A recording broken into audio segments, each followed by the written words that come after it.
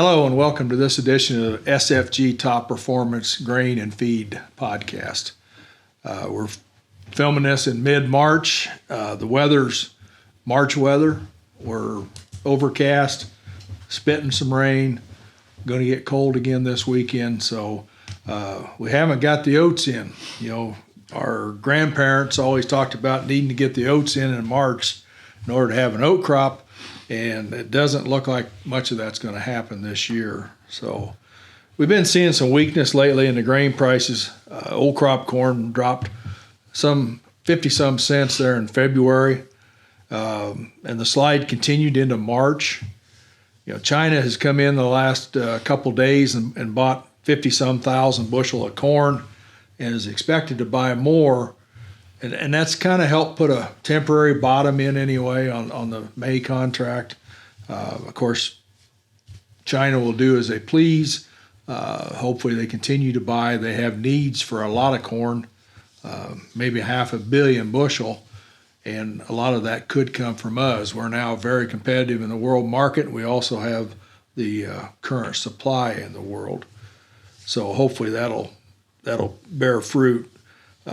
However, the December contracts been trading closer to 550 than 6, and I think everybody was looking at 6 on the board, kind of giving them a 550 to 575 local price, and that's sure not happening. We're seeing prices in the low 5s for new crop, and not a lot of action there. You know, the cost of production's right in there close to that $5 range if you look at everything. And of course, living in southern Iowa, we're sure not guaranteed 200 bushel crop, so that's got to play into it a little bit. The current weather leads you to think we may have a cool, wet spring, and we very well could. But however, we could also, that thing can change in a heartbeat, and suddenly we're dry and we're rolling 100 mile an hour, and everything gets planted timely.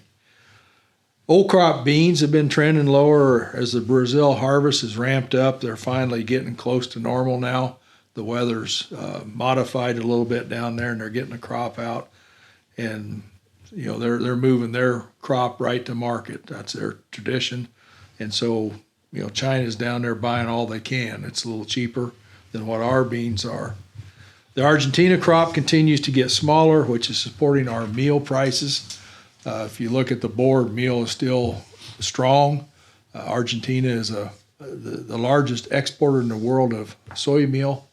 And if they don't have the beans, or they're going to have to buy the beans from Brazil, that's going to affect their markets. And maybe we can pick up some meal business and hold our values on the old crop beans as we do that. The other thing that will be supportive, we're at the time of year the majority of the beans have left the farmer's hands, and that's when we traditionally see a improvement in basis as processors have to work harder to maintain their supplies coming from the commercial side.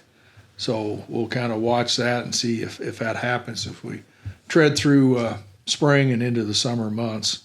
Normally that gives us some pretty good support. New crop beans, you know, they've dropped below $13, and they're kind of down there looking for support, and we're not finding it. You know, it just appears that the acre war that we traditionally see this time of year maybe is not going to happen. And I don't have an answer for that other than it just appears the trade seems to be willing to let farmers plant what they want, and then they'll weigh in on the results at a later time. So it might be kind of interesting as we move forward. You know, there's other things in the world that's playing havoc with us. The couple of bank failures the end of last week sure woke up the country. You know, one of them was a massive bank in California, and you know, there was underlying reasons why that all happened, but in the end it was the old-fashioned bank run, kind of like my grandparents saw in the Depression when things went bad. Everybody went to the bank at the same time, wanted their money, and that wasn't going to happen. And so hopefully that doesn't spread. I think the government's stepping in quickly and trying to prevent anything from occurring as we go forward. I noticed in something I read yesterday, the U.S. mortgage demand is down 74% from last year, and that's a sure sign of a tightening economy. When interest rates were dirt cheap, anything 3% or less is dirt cheap in my mind.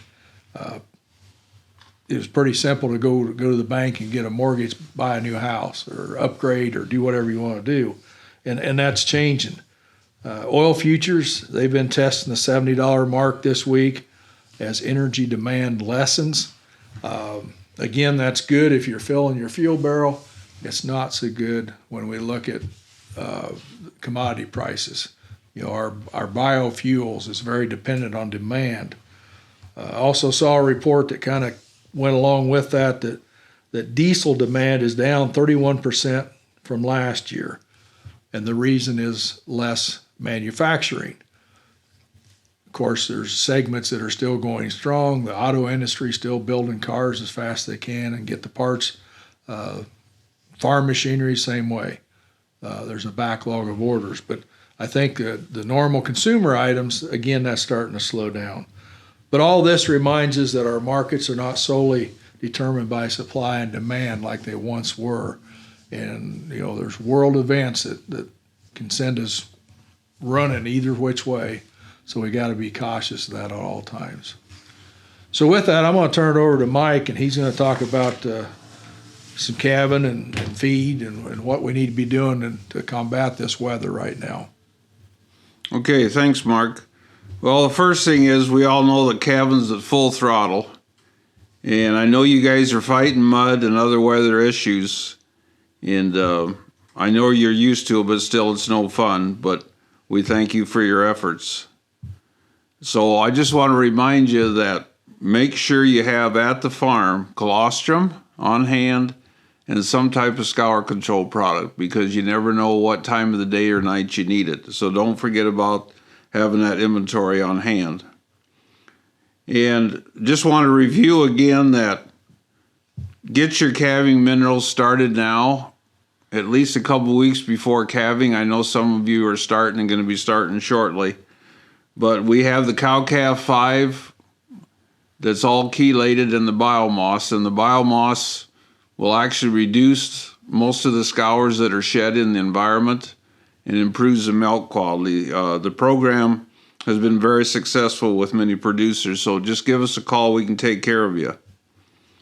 It also improves the IgG, or milk quality, at the same time, so anything we can do for milk quality for the calf is very important.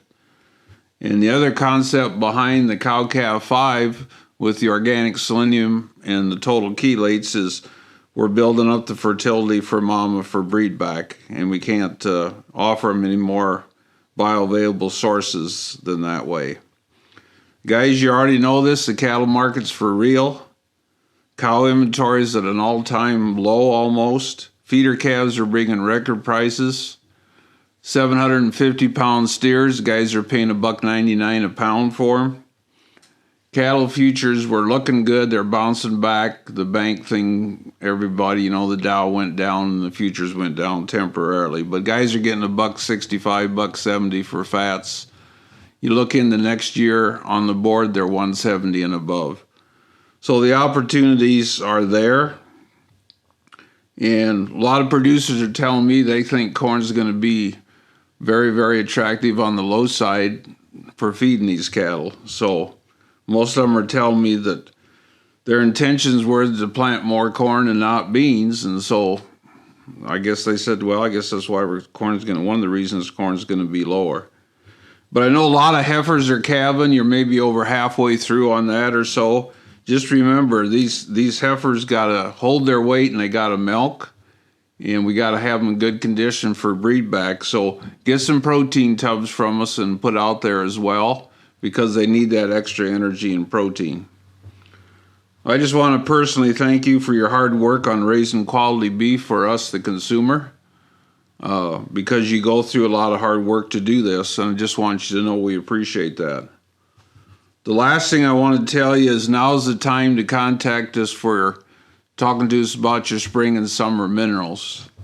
whether that be fescue mineral, what type of fly product you want, whether you need the Oreo C6000 for different reasons. So we're starting to put orders together. So please contact me because I'm going to be ordering stuff here next week and the week after. The last thing I'll say on the fescue mineral is that we do have the only true fescue mineral in the feed industry, and that's because it contains Altex FEB 200. It's a yeast derivative, and their data shows that it'll actually bind the endophyte and remove it from the cow, and that's what we want to do. We just don't want to lower body temperature. So we have that product available in two sources, either 100% chelated mineral or partial chelates. And it continues to grow and work for producers in the area. So again, give us a call. Let us help you. Take care of the calves. You know what they're worth. Take care of Mama. You know what she's worth. And again, one last time, I'd like to thank you for your hard work, because we can all enjoy quality beef because of your efforts. And thank you for your business. Thanks, Mike. I want to throw a plug out for Mike. For those of you that have not met him or had him on your farm, take the opportunity, call the office, and line up something. He's a cattleman's feed salesman. He understands the products tremendously well, probably as well as anybody I've ever worked with, and he'll show you how we can bring value to your farm. If anybody can just sell regular feed, that's not a big deal. But we sell quality products, and he can explain why it would be a good benefit to your operation. With that, we'll wrap this up, and we'll plan to see you in a couple weeks. Thank you.